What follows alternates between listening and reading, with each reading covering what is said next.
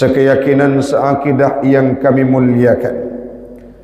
Marilah sembari kita meniat i'tikaf di masjid yang kita muliakan ini, kita memuja dan memuji Allah yang masih memberikan kita kesempatan sampai hari 20 kita bisa merasakan indahnya bulan suci Ramadan, di mana begitu banyak sahabat, keluarga, saudara kita yang mereka kadangkala berasumsi akan mampu mengantarkan Ramadan hingga sempurna, tetapi Allah menakdirkan dengan hal yang lain. Allah cabut nyawa mereka sebelum berjumpa mereka dengan hari raya Aidil Fitri. Salawat dan salam marilah sama-sama kita hantarkan setiap waktu kepada seorang manusia pilihan, Khatamul Anbiya wal Mursalin, penutup segala nabi-nabi dan rasul, la nabiyya ba'dah, tidak ada nabi setelahnya, dan beliau menjadi figur sentral dalam kehidupan kita, lebih-lebih dalam bulan suci Ramadan. Salawat dan salam kepada al dan sahabat beliau sekalian, para alim ulama mutaqaddimin dan mutaakhirin yang muktabar kedua-duanya, yang kita hormati bersama, guru kita bersama, Imam Syekh Masjid yang baru saja memimpin prosesi solat subuh berjamaah. Dan inilah suasana yang paling digalakkan oleh Rasulullah. Yang kami hormati seluruh BKM, pengurus masjid yang tidak mungkin disebutkan namanya satu persatu, seluruh jamaah yang insyaAllah kita doakan semuanya kita akan menjadi manusia yang mendapatkan label masuk dalam surga. Jamaah sekalian, mengisi waktu subuh sambil kita menunggu waktu syuruk, marilah kita mentadabbur sebuah firman Allah Ta'ala menyangkut dengan kelebihan bulan suci Ramadan, yakni Allah berikan satu malam, yaitu malam Lailatul Qadar. Kita mungkin tidak akan bercerita tentang spesifiknya malam Lailatul Qadar, tetapi pada subuh ini lebih ke refleksi bagaimana momentum Ramadan itu dimaknai oleh setiap manusia dimanapun dan dalam kondisi bagaimanapun. Yang perlu kita pahami bersama jamaah sekalian, Ramadan ini tak ubahnya seperti sebuah perlombaan. Ramadan ini tak ubahnya seperti sebuah turnamen.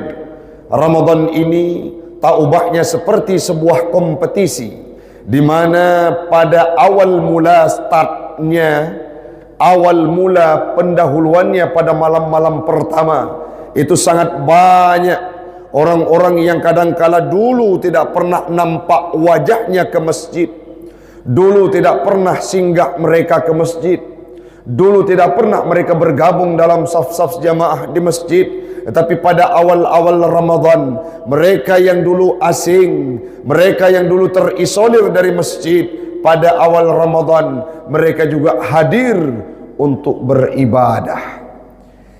Kenapa itu bisa terjadi? Tak ubahnya seperti sebuah kompetisi, seperti sebuah turnamen, di mana pada awal mula diadakan perlombaan, kompetisi tersebut akan banyak kelompok-kelompok yang bersaing, akan banyak kelompok-kelompok yang bertanding, akan banyak kelompok-kelompok yang mereka mengeluarkan kemampuannya pada awal waktu, dan itu disebut dengan namanya babak penyisihan. Kapan baru berkurang? Pada etapa berikutnya, menjelang tahapan kedua, langkah berikutnya, masuk dalam tahapan semifinal, akan ada orang-orang yang berguguran. Yang dulu tidak pernah ke masjid, hanya di permulaan Ramadan saja mereka hadir ke masjid, tidak bertahan lama, barang kurang lebih 10 malam hanya betah di masjid, setelahnya mereka akan kembali dengan aktivitas sebelumnya. Kenapa?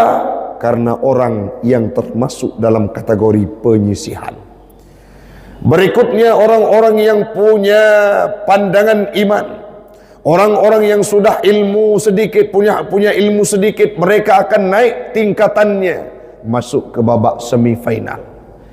10 pertengahan belum ada godaan, 20 Ramadan belum ada cobaan, tapi menyangkut dengan 10 terakhir hadir cobaan yang maha hebat, hadir cobaan untuk seorang kepala keluarga. Ayah, kita jangan lagi ke masjid. Kenapa, Mak? Anak belum belanja baju. Yang selanjutnya sangat banyak aktivitas yang perlu kita tuntaskan. Masjid sudah 20 malam kita singgah. Orang tersebut kadangkala tidak mampu meneruskan Ramadan sampai akhir. Itulah orang-orang yang masuk dalam babak final, namun sayangnya mereka tidak bisa membungkus diri menjadi para juara. Lantas siapa yang akan menjadi para juara, Ustaz? Orang-orang yang masih istiqamah hatinya, tidak pernah tergerak barang satu hasta pun untuk meninggalkan masjid sampai malam hari raya takbir hari raya Aidil Fitri berkumandang.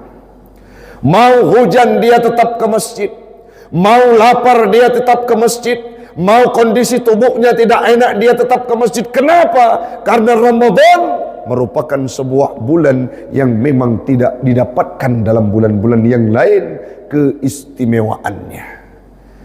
Sonyo jamaah sekalian, yang kita nyawa mendung yang manteng insu hati tadu masjid, yang muate pegah le urung hek dat semayang tarawih itanyo melhepluh nak merakajib tidak terasa.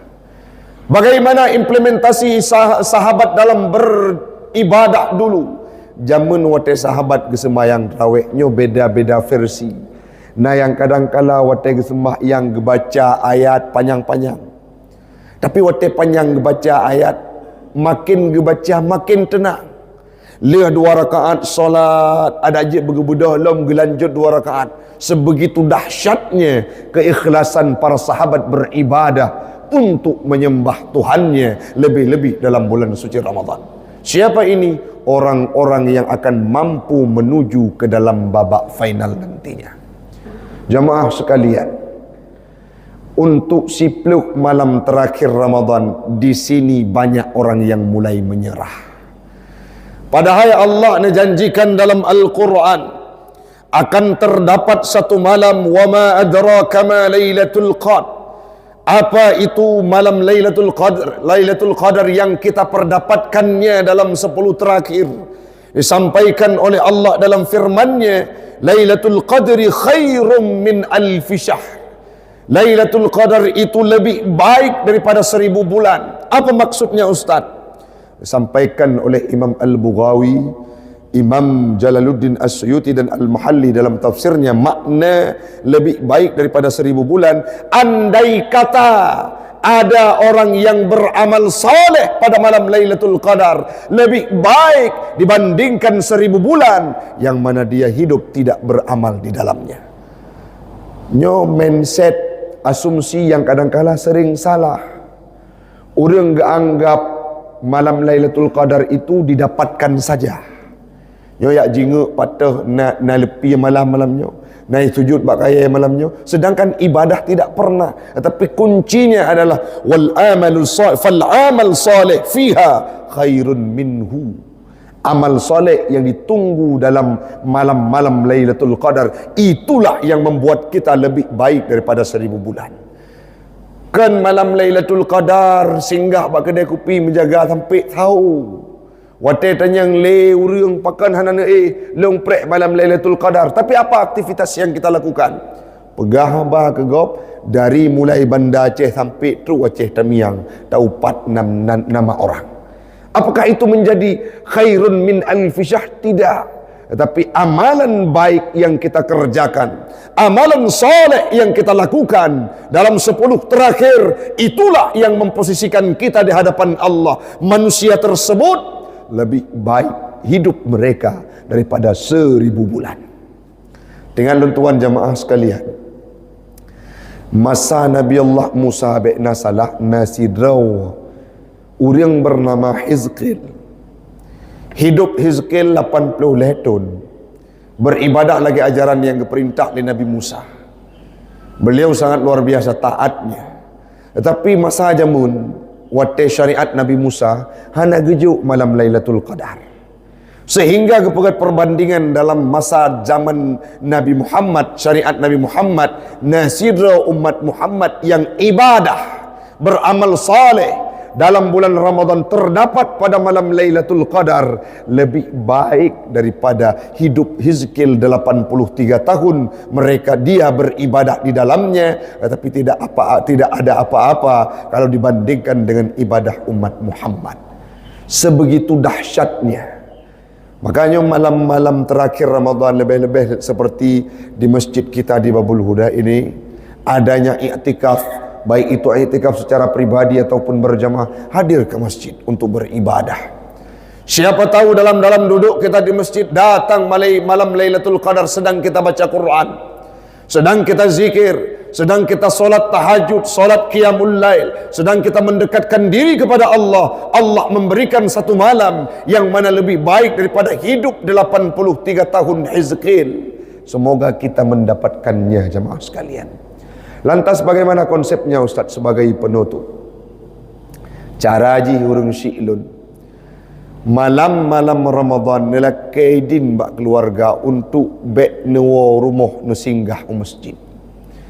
Cukup le masjid-masjid di Luxmawe yang mereka mengadakan i'tikaf berjamaah.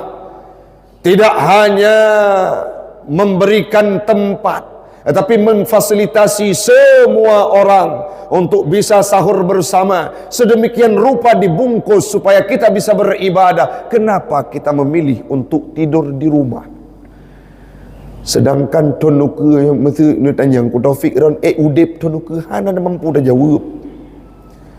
Yo tanya mandum dah terbit dari masjid pekarangan Masjid Babul Huda ini. Belum tentu kita bisa menjamin ke depan kita bisa hidup. Soto cip tipluk malam tu yang tersisa ini adalah malam-malam terakhir yang kita diberikan peluang untuk mendapatkan Lailatul Qadar, sedangkan ke depan belum tentu kita mendapatkannya. Ada contoh Ustaz? Abati Buluh Belang Arah, almarhum Allah irham. Malam Senin, urus Senin ronanya nawa Allah Ta'ala. Malam Senin, mantang na semayang terawih. Kita paham bersama bahawa Abati itu punya penyakit yang memang bermasalah kakinya. Beliau agak capek untuk berdiri. Tetapi solat tarawihnya sempurna 20 rakaat. Solat witirnya disempurnakan 11 rakaat.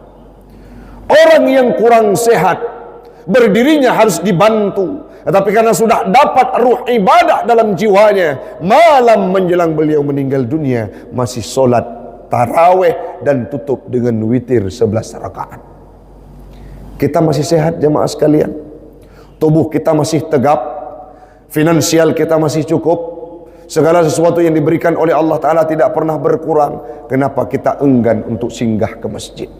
Maka pergunakan waktu akhir Ramadan ini sebagai momentum untuk kita mendapatkan malam Lailatul Qadar, yang mana tubuh kita akan diklaim oleh Allah Ta'ala sebagai umat terbaik, yakni umat Muhammad yang beramal saleh dalam bulan-bulan Ramadan akhir.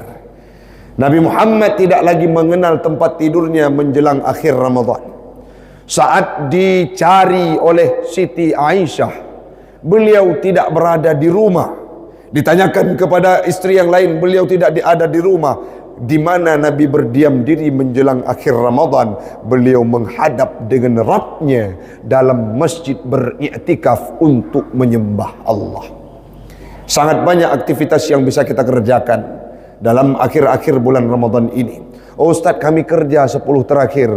Kalau bisa kita izin kepada atasan, izinlah, karena 10 terakhir ini merupakan momentum yang sakral, yang mana di dalamnya terdapat satu malam yang lebih baik daripada 1000 bulan.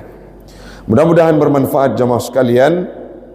Waktulah yang membatasi kita, karena kami akan bergerak untuk mengisi kajian berikutnya di Batupat. InsyaAllah di lain waktu kita akan berjumpa kembali sebagai konklusi dan kesimpulan perjumpaan kita pada subuh yang bermulia ini. Yang pertama sekali, memang sudah qadarullah ataupun kodrat yang diberikan oleh Allah Ta'ala.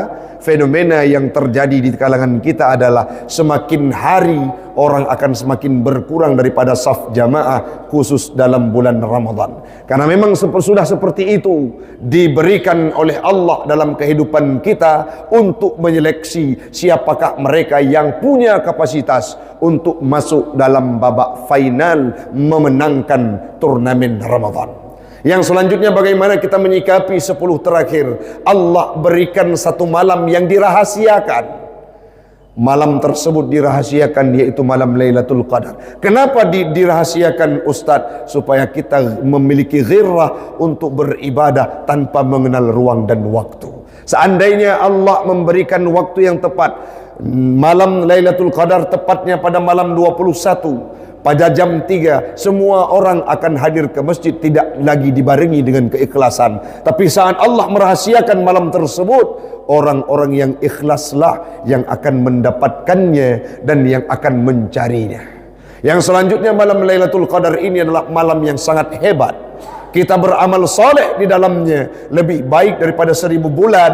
Bahkan seorang umat Nabi Musa terkalahkan dengan ibadah umat Muhammad yang terdapat dalam malam Lailatul Qadar. Semoga semuanya kita yang berada di bawah masjid ini akan mendapatkan malam Lailatul Qadar dalam kondisi kita sedang beribadah kepada Allah, khusus dalam bulan Ramadan ini. Yang mana Ramadan ke depan kita belum tentu bisa memastikannya. Mudah-mudahan bermanfaat jamaah sekalian. Hasbunallah wallahul muwafiq ila aqwamit tariq. Assalamualaikum warahmatullahi wabarakatuh.